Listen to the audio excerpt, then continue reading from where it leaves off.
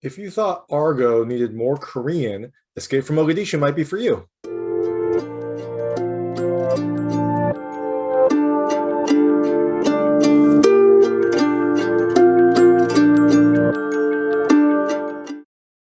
Hey everyone, this is David Stark from Watch or Pass, and I'm here to talk to you about Escape from Mogadishu, which is out today. Sorry, I'm a little late on it. It's on digital October 19th, 2021, which is today, although by the time it gets posted to YouTube, it'll probably be tomorrow. But I'm recording it today. It is a Korean film that is actually South Korea's entry for Oscars. So you can tell already that this will probably be a good film because South Korea is submitting this as their best film. I think it was also the highest grossing film in South Korea, so it has a little bit of clout. But what this film does is it chronicles this in 1991 when the Somali government, there was a civil war and the current leader was overthrown by this general, and that kind of led everything into chaos. Like everything kind of fell pretty quickly, and you had this situation where it seems like a lot of diplomats, but in this specific case the South Korean and North Korean diplomats were kind of stuck. Their communications had been cut and they had to figure out what to do, how to get out of this country when they were in a pretty precarious situation. They didn't really have many allies because the government had fallen. They didn't really know who to trust and how to get out there. And so the film details these events. And I should start right here by saying there will be some spoilers in this review. It is based on a true story, so if you know the true story, you probably have a general idea of what is happening. But there will be spoilers in this review. So if you don't want to know anything about the film, you want to know what happens, bounce out now, go watch the film. It's available digitally, and then come back after you've watched it. Or you can read the review on watcherpass.com. It's a little bit more vague there, so there aren't spoilers. But either way, so evacuate this video now. Get out while you can, because I'm going to talk about the film, but I'm not going to spoil too much. But I'm going to talk about aspects of the movie, so I'm sure that there will be story elements that get spoiled as well.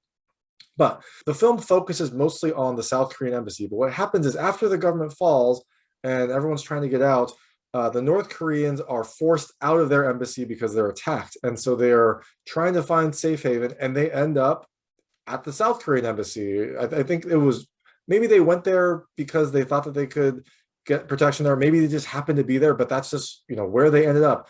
And so you had the South Korean embassy, after a lot of back and forth within themselves, open the doors and let the North Koreans in. And then you had the situation where both the North Koreans and South Koreans put aside their differences. I mean, there's a lot of animosity between the country, but they put away their differences to try to figure out how to get out. And there were some very interesting things that occurred to allow both countries to evacuate safely.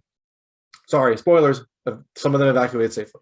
So the film does a really good job, and I'm going to talk about the things I liked first. And so the first thing I liked is the slow introduction. This film, the actual fall doesn't happen for a pretty significant amount of time. It gives you a little bit of a chance to meet both the embassy folks, get a sense of the players, and also you get to see their animosity, which I thought was really important for this film. You get to see their distrust, they're kind of vying diplomatically.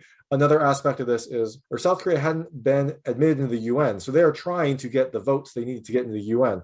So part of this movie is about them trying to jockey for position and get the votes that they need. And North Korea, I think, also wanted to be in the UN. So they're kind of at odds. They're trying to play off of each other. And then they also just generally distrust each other because their countries both think that they're the enemies, that they're closest enemies, they're bitter enemies. And so both sides did not trust each other. And you could kind of see that at the start. And I really liked how you got to see a more normal situation at the start, because that really gave you a good sense of what was happening. And I kind of touched on this already, but the second thing I really loved is just the way that the distrust between these two was portrayed. I mean, you can tell that they did not like each other. They'd been brought up with stories about how each side was this horrible, they were just trying to kill them. They were trying to trick them, and you can see that at the start. And the film does a really good job of showing this. I think there's this really great scene when they sit down for a meal after the South Korean embassy has brought the North Koreans in. They sit down for a meal, and the North Koreans aren't eating, and you don't know why. You're not sure if maybe they don't want to accept a handout or if they are too proud for it. And then one of the South Korean members, I think the ambassador himself, grabs the North Korean the person across from him's food, switches with his own, and starts eating, because the North Koreans thought that the South Koreans were going to poison them. They thought this was just an elaborate trap, which makes sense given the craziness between the countries. Which makes sense given the history of animosity between the countries. And so little things like that were really great to show just how big of a situation this was, because they didn't trust each other enough even after they've been taken in to eat their own food, and now you have to expect that they're going to try to help each other get out of this country. There's also other really good scenes where the intentions are questioned, people are followed to try to figure out what's going on. There's an overall sense of distrust, and I really liked that, and I think it's important for this story to really get a good sense of what's going on. And the last thing I really loved is just the kind of the humanity and the similarity. I think this is part of why this movie was picked, and also maybe why it did so well. The film does a really good job of portraying these two very different cultures, but then also showing their similarities. And I think that like underlying human message is a really good one and an important one right now. And so this film does that perfectly. You have two people that they speak the same language, they use the same utensils, they eat similar foods, and so you have these diametrically opposed ideas and political philosophies, but when they are forced to come together, there are a lot of similarities that you can see. And the film does very subtle things to highlight this as well. The dinner scene I keep bringing up, there was like a long table, and both parties were at opposite sides, and you could tell which side was which, but they also just looked like they were all sharing a meal, and it was an interesting way to kind of balance the two countries, how different they were, but also they were sitting at the same table, using the same utensils, eating the same food, and highlighting just kind of how similar they were.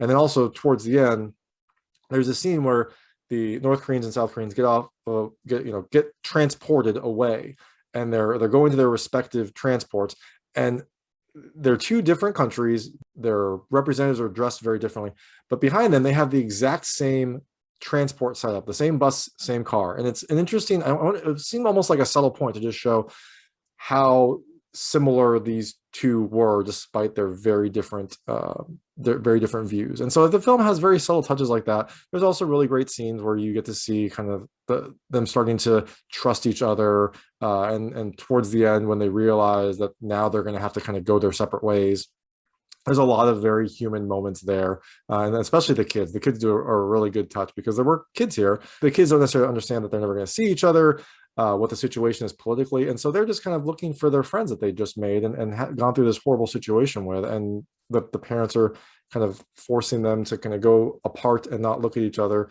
to not make it seem like either side had been turned, because I think both, if you have the North Korean and South Koreans working together, both governments would probably think that they could potentially be in cahoots. So those are the things I really liked. And the film, I think, does a good job overall for all of these. Things I didn't love. There is some CG, and CG is my kind of pet peeve. So apologies if I'm bringing up a very minor CG element in this overall good film. But there are instances where there's dogs. There's two scenes with dogs, and the dogs are CG, and it's weird. It looks almost like, it's not as bad as this, but it looks almost like a Resident Evil kind of situation, where you have these CG dogs that are moving just a little off. They look like they might be, I don't know, they're not infected dogs, but they look like they might be infected dogs. And it's just a very weird touch in this film that overall has very good effects. Most of the effects seem to be practical. And so the fact that they had these dogs, I'm not sure if maybe it was a restriction on filming, maybe it was just too tough to do, but for whatever reason, they decided to use CG here. It's noticeable. It kind of soured my view of that scene. The second thing I didn't love is there's a car scene towards the end that is kind of a car pursuit scene. It's a very long scene. It's a very big, dramatic set piece, and overall it's well done. But I kind of think it went on too long, and I don't know if this was just the filmmakers trying to make the situation more and more exciting. But it felt like it went on very long. Like these cars, they did what they could to reinforce them, but they took lots of machine gun fire and high caliber machine gun fire, and they kept running. And so, I mean, I don't know, maybe it was an ad for like a Korean car company. Maybe it was sponsored by Kia or sponsored by Hyundai. I don't know. I don't think it was. I think these were just, period appropriate cars. But they seem to take a lot of damage and go through a lot of very terrible situations, and everything ended up mostly fine. And I thought, my thinking the entire time was like, how can it possibly take more damage? Like you see bullets everywhere, all the windows get shattered, and generally the occupants are okay. And so that made it seem to me that this was a scene that was put there to kind of up the action quotient for this film that is generally not a very action heavy film. And I didn't appreciate that. I like films that are based on true stories to be more based on the true story. I think also one of the things that came up in the press notes and that they've talked about is that there's just not that much information about what happened. So this could be trying to make it more action oriented. It could be based on what actually happened, and they just kind of have some, secondhand reports or vague reports, and they're trying to fill it out. I don't know. It stood out to me. And the last thing I didn't love, and this is one of the things I really expect in a based on true story film, and if I don't see it, it's kind of a flag. There was no follow-up after. Usually there is something like so and so went off, and became the ambassador somewhere else, died XYZ, so and so, went into this other service after this terrible incident. There was nothing. It just went directed by. And my initial thought was, okay, this must be more of a dramatic take. But in reading up some of the stories, it does seem like the filmmakers tried to strive for accuracy. So I just don't know why there was no follow-up. Maybe there just isn't much information. Maybe what happened was kind of hush hush, or not classified because they made a film about it, but maybe there just wasn't much information, so they didn't have what happened after. But it was a weird point for a film that bills itself as based on a true story. I expected to see some sort of follow-up from either party, and there was just nothing. So that is Escape from Mogadishu. It was out in South Korea already, and it's out in digital in America now on October 19, 2021 from Welga USA.